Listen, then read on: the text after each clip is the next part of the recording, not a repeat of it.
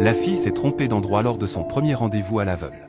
Je suis introduit par Tante Tang, la personne avec qui vous avez un rendez-vous arrangé. Voici mes informations personnelles. Vous avez confondu la personne. Monsieur Lin, je sais que vous êtes sous la pression de vos parents pour vous marier. C'est seulement à cause de cela que vous avez un rendez-vous arrangé avec moi. Ma santé n'est pas très bonne. Le médecin a dit que je ne vivrai pas plus de 30 ans. Quand vous n'aurez plus besoin de moi, je peux mourir tôt. Pourtant, cette phrase a attiré l'intérêt du PDG. Il a ouvert le CV de la jeune fille pour vérification. C'est alors que le serveur est venu vers elle. Il a dit à la fille qu'elle était assise à la mauvaise place. La fille s'est levée très gênée. Désolé, j'ai pris des médicaments ce matin. Ma tête n'est pas très claire. Je vous ai dérangé. C'est alors que, visage de fille, est passée une expression souriante à peine perceptible. On ne s'attendait pas à ce que la scène précédente soit en réalité minutieusement planifiée par elle. Il s'est avéré que la fille était autrefois la précieuse fille de la famille Sun. Cependant, après la mort de ses parents, les biens de famille ont été accaparés par la famille de sa cousine.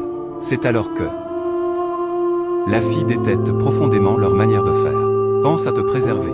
Oui, Monsieur Cheng.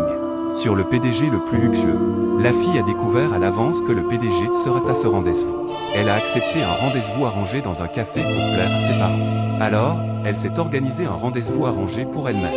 Après avoir joué elle-même un faux rendez-vous arrangé, la fille, feignant la gêne, s'approcha d'un homme d'âge moyen à côté. C'est alors que le serveur intervient. Tu la connais? Oui, Monsieur Cheng.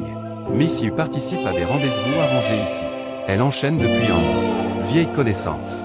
On m'a dit que la situation familiale n'est pas très bonne chez elle. Son oncle maternel, pour des raisons commerciales, veut la marier à un homme handicapé.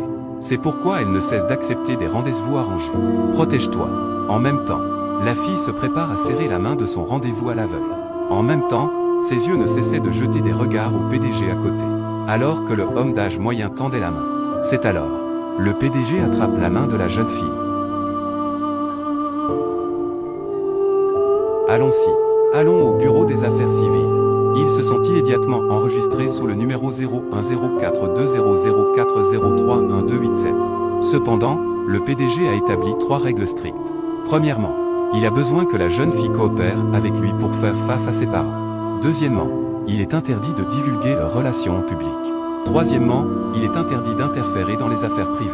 La jeune fille accepte gentiment.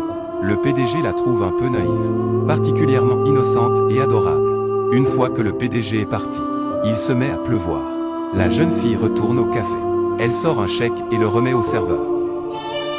C'est ce que vous méritez.